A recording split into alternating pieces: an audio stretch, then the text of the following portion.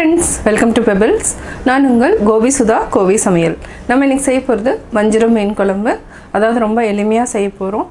இதுக்கு என்னென்னா நம்ம சின்ன வெங்காயம், பூண்டு, இஞ்சி, இது கூட சீரகம், சோம்பு, அதாவது என்னென்னா 3 டேபிள் ஸ்பூன் நம்ம மிளகாத்தூள் யூஸ் பண்ணலாம். இல்லைனா நீங்கள் 12 வரமிளகா கூட எடுத்துக்கலாம், கொஞ்சம் கலராக எடுத்துக்கோங்க. இது கூட நம்ம ஒரு 5 அல்லது 6 டேபிள் ஸ்பூன் அளவுக்கு நம்ம மல்லித்தூள் வந்து ஆட் பண்ணி ஆகணும். அப்போ தான் வந்து மீன் குழம்பு வந்து கொஞ்சம் திக்காக வரும். இது கூட சின்ன வெங்காயம், பெரிய வெங்காயம் தாளித்து நம்ம எப்படி செய்கிறதுன்னு பார்க்கலாம். அதாவது இது வந்து என்னென்னா ரொம்ப சிம்பிள் மெத்தட். இதுக்கு கடைசியில் வந்து நம்ம என்னென்னா தேங்காய் பால் ஆட் பண்ணி செய்ய போகிறோம். வாங்க எப்படி செய்கிறதுன்னு பார்க்கலாம். ஃபஸ்ட்டு வந்து நம்ம மசாலா அரைச்சிக்கலாம். இதுக்கு சின்ன வெங்காயம் ஒரு 8 எடுத்துக்கலாம். இது கூட பூண்டு ஒரு 10 பல், இஞ்சி, சோம்பு 1 டீஸ்பூன் அளவுக்கு எடுத்துக்கலாம். இது வந்து அரை டீஸ்பூனுங்கிறதுனால நம்ம 2 ஆட் பண்ணியிருக்கிறோம். சீரகம் 1 டீஸ்பூன், வெந்தயம் 1/4 டீஸ்பூன், மிளகு 1/4 டீஸ்பூன். இது கூட நம்ம தனி மிளகாத்தூள் 3 டீஸ்பூன் ஆட் பண்ணிக்கலாம். 2, 3.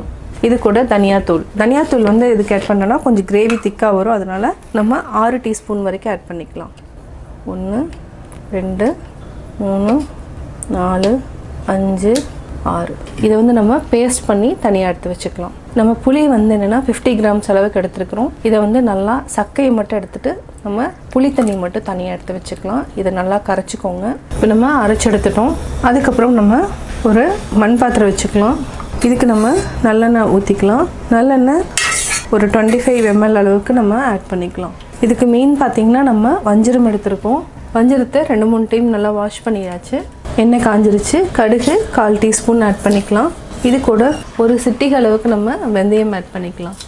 இது கூட என்னென்ன ஆட் பண்ண போகிறோன்னு பார்த்தீங்கன்னா தட்டி வச்சிருக்கிற பூண்டு, 2 வரமிளகா, கருவேப்பிலை, சின்ன வெங்காயம், ஒரு 20 வெங்காயத்தை பொடியாக நறுக்கியிருக்கிற ஒரு பெரிய வெங்காயம். இதெல்லாம் வதங்கட்டும். இப்போ நம்ம பெரிய வெங்காயம், சின்ன வெங்காயம் 2மே ஆட் பண்ணிக்கலாம். இது 2 நிமிஷம் வரைக்கும் நல்லா வதக்கிக்கலாம். வெங்காயத்தை நல்லா வதக்கிட்டோம். இப்போ நம்ம தக்காளி ஆட் பண்ணிக்கலாம்.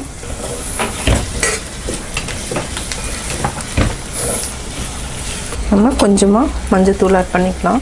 இந்த தக்காளி வெங்காயத்துக்கு தகுந்த அளவுக்கு நம்ம உப்பு ஆட் பண்ணிக்கலாம். இது ஒரு 2 நிமிஷம் நல்லா வதக்கி விட்டுக்கலாம். நல்லா வதங்கட்டும். நம்ம தக்காளி வெங்காயம் நல்லா வதக்கிட்டோம். இப்போது அரைச்சி வச்சுருக்கிற மசாலாவை ஆட் பண்ணிக்கலாம். தண்ணி விட்டுக்கலாம். இன்னும் கொஞ்சம் தண்ணி விட்டுக்கலாம். நல்லா கொதிச்சதுக்கப்புறம் நம்ம கரைச்சி வச்சுருக்கிற புளியை ஆட் பண்ணிக்கணும். இப்போ நல்லா கொதிக்கட்டும். இதுக்கு தேவையான அளவுக்கு நம்ம கொஞ்சமாக உப்பு சேர்த்துக்கலாம். இதுக்கிடையில் நம்ம தேங்காய் பால் எடுத்துக்கலாம். தேங்காய் பால் எடுத்துட்டோம். அதாவது முதல் பால், 2ஆம் பால், 2 பாலுமே நம்ம ஒரே இதுலேயே ஊற்றி வச்சிட்டோம். இது வந்து நல்லா கொதித்து எண்ணெய் மேலே வந்ததுக்கப்புறம் நம்ம தேங்காய் பால் ஆட் பண்ணிக்கலாம். இப்போ நல்லா குழம்பு கொதிச்சிருச்சு. இப்போ நம்ம எடுத்து வச்சுருக்கிற புளி தண்ணியை ஆட் பண்ணிக்கலாம். இது அந்த சின்ன வெங்காயமெல்லாம் போட்டதுனால கொஞ்சம் பச்சை வாசனை போகணும். அதனால் நல்லா கொதிக்க விடணும். இது நல்லா கொதிக்கணும். இப்போ மூடி வச்சுக்கலாம். எண்ணெய் பிரிகிற வரைக்கும் நல்லா கொதிக்கட்டும். இப்போ நம்ம எடுக்கலாம். பார்த்திங்கன்னா எண்ணெய் வந்து இப்போ தான் பிரிஞ்சு வர ஆரம்பிக்குது. அதான் பச்சை வாசம் போயிடுச்சுன்னு அர்த்தம். இப்போ நம்ம தேங்காய் பால் ஆட் பண்ணிக்கலாம். நல்லா மிக்ஸ் பண்ணிக்கோங்க. இது ஒரு 5 நிமிஷம் வரைக்கும் நம்ம கொதிக்க விட்டுக்கலாம். இப்போ நம்ம தேவையான அளவு உப்பு சேர்த்துக்கலாம். இதே வந்து சால்ட்டு நீங்கள் ஆட் பண்ணுறது, பொடி உப்பு ஆட் பண்ணுறதா இருந்துச்சுன்னா கொஞ்சம் கம்மி பண்ணிக்கோங்க. கல்லுப்புங்கிறதுனால கொஞ்சம் ஜாஸ்தி ஆட் பண்ணுறேன். இது நல்லா மிக்ஸ் பண்ணி விட்டுட்டு ஒரு 5 மினிட்ஸ் வந்து கொதிக்க வச்சுக்கலாம். அதுக்கப்புறம் நம்ம மீன் போட்டுக்கலாம். நல்லா கொதிக்கட்டும். இப்போ 3 நிமிஷம் ஆயிருக்கு. தேங்காய் பால் ஊற்றுனதுக்கப்புறம் நல்லா கொதிச்சிருக்கு. இப்போ நம்ம மீன் போட்டுக்கலாம். வஞ்சரம் வந்து எப்போவுமே என்னென்னா சீக்கிரமாக வெந்துடும். அதனால் நம்ம ஒரு 2 நிமிஷம் வரைக்கும் இருந்தாலே போதும். இதை ரொம்ப அப்படியே லைட்டாக பார்த்து பரட்டி விட்டாலே போதும். நல்லா வெந்துடும். இது ஒரு 2 நிமிஷம் வரைக்கும் நல்லா வேகட்டும். மீன் போட்டதுக்கப்புறம் நம்ம கொஞ்சமாக உப்பு போட்டுக்கலாம். அதே மாதிரி கருவேப்பிலையும் கொஞ்சம் அப்படியே போட்டுக்கலாம். இப்போ குழம்பு நல்லா கொதிச்சிருச்சு. பார்த்திங்கன்னா நல்லா வெந்துருச்சு மீன். இப்போ நம்ம ஆஃப் பண்ணிக்கலாம். அதாவது நம்ம சாப்பிட்றதுக்கு இது 2 மணி நேரத்துக்கு முன்னாடியே செஞ்சு வச்சுட்டா நல்லா மசாலா ஊறி டேஸ்ட்டாக இருக்கும். இப்போ நம்ம கேஸ் ஆஃப் பண்ணிக்கலாம். சுவையான வஞ்சரம் மீன் குழம்பு ரெடி.